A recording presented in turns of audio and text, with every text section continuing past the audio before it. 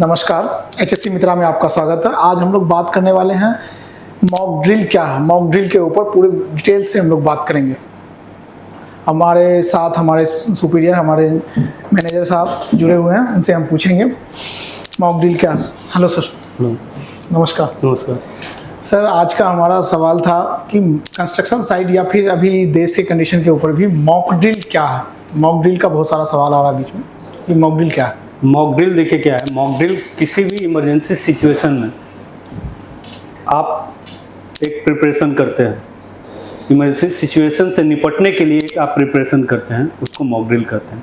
Emergency क्या है? जैसे भूकंप आना, क्लाइमेट का चेंज होना, कोई साइट अगर है तो साइट के ऊपर कोई ऐसा मल्टीपल कैजुअलिटी हो जाना, कंट्री में है, स्टेट में है, जैसे कि अभी राइट जैसा माहौल हुआ है, एकदम दोनों साइड से इंडिया पाकिस्तान अपना तनाव बढ़ा हुआ है।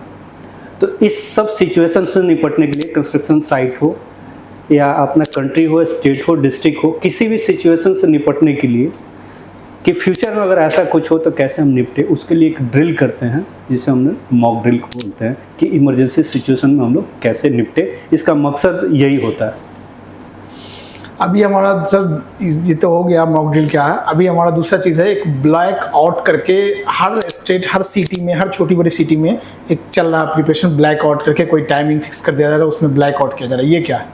ब्लैकआउट देखिए क्या है। ब्लैकआउट की नेशन के ऊपर या स्टेट के ऊपर कोई भी ऐसा इमरजेंसी हुआ, आपातकालीन स्थिति हुआ जिसमें एक देश दूसरे देश के पे युद्ध कर रहा है या कुछ मिसाइल अटैक कर रहा है या कुछ नाइट में कोई ऑपरेशंस कर रहा है, तो उसके लिए ब्लैकआउट ऐसा एक गवर्नमेंट का गाइडलाइन है या ऐसा सिचुएशन जिसमें लाइट को हम सारे लाइट को ऑफ कर देते हैं, जिससे ऊपर से कोई अपना प्लेन, फाइटर प्लेन ये ना दिख सके किधर रिहायशी इलाका है, किधर क्या है। एक पूरा ब्लैक हो जाएगा पूरा एरिया, जिसमें कुछ दुश्मन के रडार में या दुश्मन का अपना जेट में, फाइटर जेट में नहीं दिख पाएगा नीचे क्या है, और पता नहीं लगेगा कि किधर रिहायशी इलाका है, किधर खाली जगह है, किधर फॉरेस्ट एरिया है। इसके लिए ब्लैकआउट कर देते हैं कि दुश्मन का अटैक उसके ऊपर ना हो और पूरा का ब्लैक हो जाए नाइट, पूरा पता ही नहीं चले कि कौन सा एरिया क्या है। इसके लिए लाइट स्विच ऑफ कर देते हैं हम लोग ब्लैकआउट में, किसी भी ऐसा इमरजेंसी सिचुएशन के दौरान नाइट में।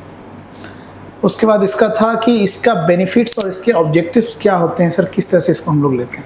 देखिए, इमरजेंसी आपका मॉक ड्रिल का बेनिफिट्स क्या है। मॉक ड्रिल एक प्रिपरेशन है, इमरजेंसी प्रिपेयर्डनेस का एक पार्ट है। इसमें ये फ़ायदा होता है, इमरजेंसी प्रिपेयर्डनेस का पार्ट होने के साथ साथ खुद इमरजेंसी का एक सिचुएशन ऐसा है जिसमें एक हम लोग ड्रिल करते हैं, एक रिहर्सल करते हैं, एक तय हिसाब से अगर कोई साइट के ऊपर कुछ ऐसा इमरजेंसी होता है तो तय टाइम के हिसाब से एक ड्रिल करते हैं। अब कंस्ट्रक्शन साइट हो, हर एक 3 महीने पे एक मॉक ड्रिल होना चाहिए। सिचुएशन कुछ भी हो सकता है, उसके ऊपर ड्रिल होना चाहिए। इसका बेनिफिट्स ये मिलेगा कि आपका इमरजेंसी प्रिपेयर्डनेस रहेगा, तो फ्यूचर में कोई एक्सीडेंट होगा या कोई भी इंसिडेंट होगा तो कैसे इमीडिएट रिस्पॉन्ड कर सके, कैसे हम प्रिपेयर्ड करके और उसको विक्टिम को कैसे रिलीव कर सके या सिचुएशन को कैसे कंट्रोल कर सके। मॉक ड्रिल का ये महत्व है, ये बेनिफिट्स है, और इसको हर एक साइट के ऊपर करना चाहिए, हर एक ऑर्गेनाइजेशन में करना चाहिए, हर एक डिस्ट्रिक्ट लेवल पे करना चाहिए, हर एक स्टेट लेवल पे और नेशनल लेवल पे भी करना चाहिए। मॉक ड्रिल बहुत इंपॉर्टेंट चीज़ है, इसको करना बहुत ज़रूरी है। अगला क्वेश्चन है सर, इसके लिए लोकेशन कैसा लेना चाहिए? लोकेशन कौन सा होना चाहिए? लोकेशन देखिए, कुछ भी लोकेशन हो सकता है जहाँ पे आपको लगे कि ये हमारा क्रिटिकल सिचुएशन है, यहाँ पे ज़्यादातर पब्लिक है या यहाँ पे ज़्यादा वर्क प्लेस है, वर्कफोर्स है, वहाँ पे हम मॉक ड्रिल कर सकते हैं। यहाँ पे ज़्यादा कोई ऐसा हजार्डियस एक्टिविटी हो रहा है जिससे ये लीड कर सके एक्सीडेंट को, वहाँ पे हम मॉक ड्रिल कर सकते हैं। जैसे कोई पब्लिक प्लेस है, जैसे कनाट प्लेस हो गया, वहाँ मॉक ड्रिल कर सकते हैं, कोई दिक्कत नहीं है। कोई एयरपोर्ट हो गया, वहाँ मॉक ड्रिल कर सकते हैं। कोई IOCL ऐसा जगह है, वहाँ मॉक ड्रिल कर सकते हैं। कोई आपका कंस्ट्रक्शन साइट है, बहुत सारे वर्कफोर्स है, वहाँ मॉक ड्रिल कर सकते हैं। आप आपके अपने सोसाइटी में मॉक ड्रिल कर सकते हैं। और हम ये मॉक ड्रिल से ये इंश्योर करेंगे कि जो हम जिस सिचुएशन में हम निपट रहे हैं वो हम सक्सेसफुल है कि नहीं, और ये उससे फ़ायदा होगा कि फ्यूचर में कैसे हम प्लान कर सकते हैं। सर अगर ज़्यादा वर्क फोर्स हो, कंस्ट्रक्शन साइट हो या फिर कोई एकोमोडेशन हो, वहाँ ज़्यादा लोग हों एक साथ में, तो अगर उस लोकेशन में अगर हम मॉक ड्रिल करते हैं तो लोगों को पैनिक होने का चांसेस बढ़ जाता है, तो उसको हम लोग किस तरह से कंट्रोल करेंगे? देखिए, पहली बात कि मॉक ड्रिल बता के नहीं होता है। मॉक ड्रिल कैसा है? अनप्लान्ड इवेंट है, अनप्लान्ड इवेंट है जो अचानक से ड्रिल करेंगे हम, और लिमिटेड लोगों तक जो ड्रिल में इन्वॉल्व होंगे पर्सन, उनको ही मालूम चलेगा, बाकी किसी को इन्वॉल्व उसमें होने नहीं देना है। क्यों? अगर बता के करते हैं तो आपका सब कुछ एक प्लान हो गया। अनप्लान्ड सिचुएशन में मॉक ड्रिल करेंगे तो हम ये देख सकेंगे कि हम कितना एक्टिव हैं और इसके ऊपर कैसे हम रिस्पॉन्ड कर रहे हैं। हम ही नहीं, हमारे जो सोसाइटी के लोग हैं, हमारे जो साइट के ऊपर वर्कर है, वो कैसा रिस्पॉन्ड करा इमरजेंसी में, जो आपने ट्रेनिंग के माध्यम से, टूल बॉक्स के माध्यम से, इंडक्शन में बताया है कि इमरजेंसी में ऐसे करना, ऐसे निपटना, क्या वो ड्रिल में वो सक्सेसफुल हो पा रहा है कि नहीं, इस चीज़ को हम लोग मॉक ड्रिल के अंदर देखते हैं। इसका सर ऑब्जर्वर कौन होना चाहिए? मॉक ड्रिल जब जिस प्रोसेस में हो रहा हो तो उसका ऑब्जर्वेशन के लिए आपने इसके पहले क्वेश्चन पूछा कि कोई पैनिक सिचुएशन कैसे कंट्रोल करेंगे? इसमें कैसा है कि जब मॉक ड्रिल करेंगे उसमें इमरजेंसी कंट्रोलर होते हैं। इमरजेंसी कंट्रोलर का काम है कि सिचुएशन को पैनिक नहीं होने देना, और उस सिचुएशन को कंट्रोल करने के लिए इमरजेंसी कंट्रोलर होता है, जिसका काम है कि सिचुएशन को कंट्रोल ना करके रखें, पैनिक सिचुएशन ना हो। इसके लिए इमरजेंसी कंट्रोलर का इम्पोर्टेंट रोल है। खाली मॉक ड्रिल के लिए ही नहीं, पूरे साइट पे, पूरे प्रोजेक्ट में इमरजेंसी कंट्रोलर का एक रोल होता है। कुछ इंसिडेंट भी हो जाए आगे तो उसमें भी उनका एक रोल रहता है इमरजेंसी कंट्रोलर का।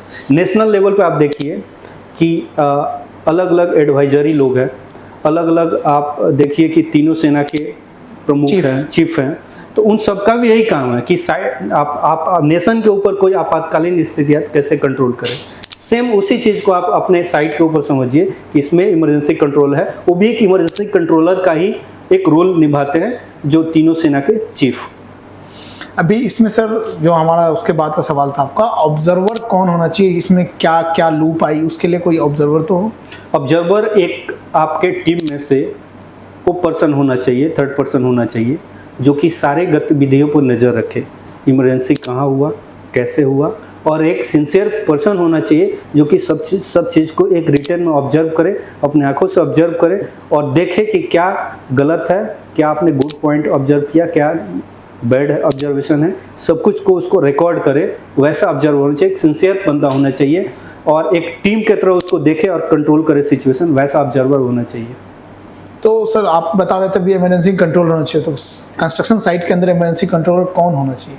इमरजेंसी कंट्रोलर में आपके टीम से कोई एक बंदा होना चाहिए, आपके क्लाइंट है या प्रोजेक्ट मैनेजर कंसल्टेंट है उनके टीम से कोई एक दो बंदे होने चाहिए, जो सुपीरियर कोई हो। हाँ, कोई सीनियर पर्सन हो जो कि सब चीज़ें को ऑब्जर्व करे और वो सब चीज़ को देखे, वो होना चाहिए। आप चाहे तो आप अपने EHS टीम से भी किसी एक को इमरजेंसी कंट्रोलर का हेड बना सकते हैं। अगला हमारा क्वेश्चन है ऑब्जर्वर फाइंडर जो कौन होना चाहिए? मॉक ड्रिल के बीच में कोई फाइंडर होता ना, ऑब्जर्वर फाइंडिंग करता रहता, वो कौन होना चाहिए? बस जो ऑब्जर्वर है वही ऑब्जर्व करेगा और फैक्ट्स को फाइंडिंग करेगा कि क्या फैक्ट फाइंडिंग हो रहा है, क्या गुड ऑब्जर्वेशन है, क्या आपका निगेटिव ऑब्जर्वेशन, क्या पॉजिटिव ऑब्जर्वेशन है, कहाँ पे आपने गलत किया है, क्या आपका सही रहा, वो सब कुछ वो ऑब्जर्वर का काम है काउंट करना, उसमें रिकॉर्ड करना। लेकिन सर फैक्ट फाइंडिंग का आखिर फ़ायदा क्या है?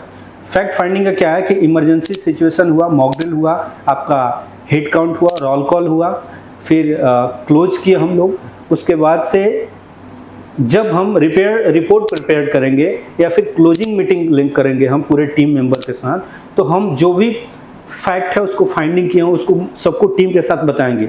कुछ गुड ऑब्जर्वेशन है उसमें अप्रिसिएट करेंगे, कुछ निगेटिव ऑब्जर्वेशन है उसको टीम के साथ रखेंगे और उस चीज़ के ऊपर एक्शन लेंगे, उस चीज़ के ऊपर अगले दिन से काम करेंगे कि दोबारा से मॉक ड्रिल हो या दोबारा से कोई इमरजेंसी हो, कभी इमरजेंसी हो तो वो निगेटिव जो लूप पॉइंट है वो इमरजेंसी के दौरान नहीं आए, उसको कैसे निपटे, उस चीज़ पे डिस्कस होके और उसको क्लोज करेंगे। उसके ऊपर हम लोग प्लान पहले से करके बिफोर रखेंगे। उसके बाद सर अगला हमारा था कि क्लोजिंग मीटिंग का जो आप बात कर रहे थे, क्लोजिंग मीटिंग करना क्यों जरूरी है? क्लोजिंग मीटिंग हम लोग फिर क्यों करते हैं? क्लोजिंग मीटिंग में सबसे पहले जब हम पूरे वर्कर के साथ हेड काउंट कर लेंगे तो हम अपने असेंबली पॉइंट से ये अनाउंस करेंगे कि एक इमरजेंसी सिचुएशन नहीं था, ये एक मॉक ड्रिल था, आप किसी को घबराने की जरूरत नहीं है, मॉक ड्रिल ट्रेनिंग था, मॉक ड्रिल था। अब यहीं पे मॉक ड्रिल को हम लोग क्लोज कर रहे हैं। हम ये निपटने का, ये देखने का कोशिश कर रहे थे कि आप सब कैसे, आप पूरे टीम कैसे रिस्पॉन्ड करता है, तो हेड काउंट करने के बाद से सबको हम लोग ओके सायरन बजा के क्लोज करेंगे और सबको हम लोग भेजेंगे काम पे करने के लिए। लेकिन क्लोजिंग मीटिंग उसके बाद करेंगे पूरे टीम मेंबर के साथ, आपके अपने क्लाइंट के साथ, प्रोजेक्ट मैनेजमेंट के साथ। तो उसमें ये क्लोजिंग मीटिंग में हम ये डिस्कस करेंगे कि हमने क्या क्या इस मीटिंग के लिए अच्छा किया और इसमें क्या पॉजिटिव पॉइंट्स थे, क्या निगेटिव पॉइंट्स थे और कैसे कैसे आप सबको मिलकर निपटना है। अगर ऑब्जर्वर के बाद भी कुछ ऐसे लोग हैं जो कि कुछ अच्छी चीज़ ऑब्जर्व किए जो कि ऑब्जर्वर से छूट गया, तो उस मीटिंग में सबके पॉइंट्स को विचार को लिया जाएगा और सबको एक रिकॉर्ड करके एक अच्छा सा एक रिपोर्ट जनरेट होगा और सबको सर्कुलेट कर सकते हैं। आप अपने सेफ्टी कमेटी को कर सकते हैं, आप अपने प्रोजेक्ट डायरेक्टर को कर सकते हैं। ये एक अच्छी चीज़ है मॉक ड्रिल। सर अगला आपने एक वर्ड कहा है क्या नाम, असेंबली पॉइंट। असेंबली पॉइंट क्या है और यहाँ इकट्ठा ही क्यों होते हैं लोग, और भी दूसरी जगह इकट्ठा हो सकते हैं? असेंबली पॉइंट देखिए आपका एक ऐसा सेफ जगह है, आप कहीं भी असेंबली पॉइंट नहीं बना सकते। आप कोई आपका लॉजिस्टिक एरिया या गोडाउन है या फिर आपका एडमिन बिल्डिंग है, उससे सटे आप असेंबली पॉइंट नहीं बना सकते। असेंबली पॉइंट एक ऐसा खुला जगह है और ऐसा सेफ जगह है जहाँ से कोई भी सिचुएशन, इमरजेंसी सिचुएशन है, किसी भी टाइप का सिचुएशन है, वहाँ पे सबको असेंबल होना है और वहाँ पे कोई खतरा नहीं है। इसके लिए उस पॉइंट को असेंबली पॉइंट बनाते हैं। जैसे कोई भूकंप आ गया, असेंबली पॉइंट बिल्डिंग के पास बना है, तो बिल्डिंग कोलैप्स करके असेंबली पॉइंट पे आके गिरेगा, वहाँ पब्लिक इकट्ठा हुआ है, आपका वर्कर इकट्ठा हुआ है, तो उस टाइम पे प्रॉब्लम क्रिएट होगा। इसके लिए एक सेफ अलग लोकेशन देते हैं हम लोग, जहाँ पे भूकंप आए तो भी हम वहाँ खड़ा हो सके, वहाँ से पेड़ पौधा या कोई ऑफिस या कुछ बिल्डिंग कोलैप्स ना करे। इसके लिए असेंबली पॉइंट एक सेफ जगह पे बनाया जाता है और वहीं पे इकट्ठा किया जाता है। सर आप सपोज एक कंस्ट्रक्शन, किसी भी कंस्ट्रक्शन साइट पे एक कोई भी ऐसा मॉक ड्रिल हम करने के लिए जा रहे हैं, एक एग्जांपल के तौर पे एक इलेक्ट्रिकल का मॉक ड्रिल हम कर रहे हैं, तो उसमें हम लोगों को क्या क्या प्रिपरेशन लेके चलना होगा, किस तरह से हम लोग उसको एग्जीक्यूट कर पाएंगे? सबसे पहले इलेक्ट्रिकल का मॉक ड्रिल कर रहे हैं तो आपको प्लान करना पड़ेगा। प्लान मतलब अनप्लान्ड इवेंट है, लेकिन आपको प्लान करना पड़ेगा कि मॉक ड्रिल किस टाइप का। इलेक्ट्रिकल शॉक का अगर मॉक ड्रिल कर रहे हैं, इलेक्ट्रिकल शॉक है हाँ शॉक का, तो पर्सन को आप ट्रेंड कीजिए कि आप इलेक्ट्रिकल इक्विपमेंट्स पे हाथ रखें या कुछ प्लग इन प्लग आउट करें, वहाँ पे वो गिर जाए और फिर वहाँ से शुरू हो जाता है कि जो देखा उसने आपकी कंपनी के हेड को फ़ोन कर रहा है, आपके एचएस टीम आपके प्रोजेक्ट मैनेजर को फ़ोन करेगा, आपके प्रोजेक्ट मैनेजर आप अपने क्लाइंट्स को फ़ोन करेंगे, एचएससी टीम मेंबर जो मैनेजर है वो अपने डायरेक्ट जिसको रिपोर्टिंग ऑफिसर है लाइक एमडी या डायरेक्टर उनको भी कर सकता है। तो वो हो गया। फिर इमीडिएट कितने देर में हम तुरंत हम एम्बुलेंस को वहाँ शिफ्ट करेंगे, उसको प्रॉपर तरीक़ा से, अगर फर्स्ट एड या मेल नर्स है तो वहाँ जाके चेक करेगा, फिर वहाँ पे पहुँच के उसको चेक करेंगे, देखेंगे। और देखिए इस वीडियो में आप देखिए, इस वीडियो अभी देखेंगे कि कैसे एम्बुलेंस आ रहा है और कैसे एम्बुलेंस जा रहा है, इस वीडियो में देखिए। तो सबसे पहले एम्बुलेंस को हम लोग वहाँ पे पहुँचाएंगे, फिर एम्बुलेंस वहाँ से आपका फर्स्ट एड असेंबली पॉइंट पे जाएगा। देखिए कैसे फर्स्ट एड पॉइंट पे एम्बुलेंस जा रहा है। एम्बुलेंस आपके फर्स्ट एड पॉइंट पे जाएगा, वहाँ पे चेक होगा और वहाँ से चेक करने के बाद से वहाँ पे आपके फर्स्ट एडर या मेल नर्स ये डिसाइड करेगा कि इस बंदे को यहाँ पे ओके है या फिर उसको रेफ़र किया जाए टाई अप हॉस्पिटल। अगर है तो टाई अप हॉस्पिटल रेफ़र करेंगे और ये सब चीज़ को हम लोग काउंट करेंगे। ये एक मॉक ड्रिल का एक मतलब उसके पूरे टाइम शॉर्ट आपको बताया कि मतलब ये पूरे टाइम पीरियड को हमको काउंट करना है, पूरे टाइम पीरियड को। तो उसका एक टाइम पीरियड जो डिसाइड होता है क्लाइंट के थ्रू कि इतने टाइम पीरियड में हमको मॉक ड्रिल आप खुद से डिसाइड कीजिए, क्लाइंट से डिसाइड कीजिए, लेकिन याद रखिए मॉक ड्रिल बहुत शॉर्ट टाइम में होना चाहिए, नहीं कि आधे घंटे और 25 मिनट आपका मॉक ड्रिल चले, उसका कोई महत्व नहीं है, कोई मीनिंग नहीं है। इसलिए अगर आधे घंटे आप मॉक ड्रिल करेंगे तो कोई इमरजेंसी हो जाएगा तो आधे घंटे में तो बहुत हो जाएगा, किसको कार्डियो अरेस्ट हो गया तो विद इन मिनट्स में आपको रिस्पॉन्ड करना है। इसके लिए मॉक ड्रिल इतना फास्ट एंड सिक्योर होना चाहिए ताकि कुछ ऐसा ना हो। बहुत सी जगह पे आपने सुना होगा मॉक ड्रिल के दौरान ही एक्सीडेंट हो गया, तो ये सब चीज़ें को भी माइंड में रख के हम ये कर रहे हैं। जैसे मॉक ड्रिल हो रहा है और उस टाइम एम्बुलेंस आ गया और एम्बुलेंस तेजी से निकला, किसी को एक्सीडेंट कर गया, एम्बुलेंस पलटी कर गया, बहुत सारा इस चीज़ को भी ध्यान रख के हमको इस चीज़ को भी कंट्रोल करके मॉक ड्रिल करना पड़ेगा, है ना। मतलब ये सारी चीज़ को वर्कर भी पैनिक ना हो, उसके हिसाब से साइड टीम उसको थोड़ा सा ऑर्गेनाइज करके रखे, ये सब चीज़ को हमको ध्यान रखना चाहिए। चलिए सर, बहुत बहुत धन्यवाद आपका। Okay, thank you.